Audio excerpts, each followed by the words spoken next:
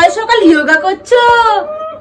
আরে না রে বৌমা, গেটিটা জন্য কিরকম ব্যথা করতেছে, তার জন্য এরকম ঘুরোচ্ছি। এটা তো আমি এক্সপার্ট, আমি 1 মিনিটে তোমার সব ব্যথা ঠিক করে দেবো। তো দাঁড়ালেই তো কিসের জন্য, দেও শিগগিরি। মা, মাথায় একদম জোর দিও না, একদম ঢিল করে দাও।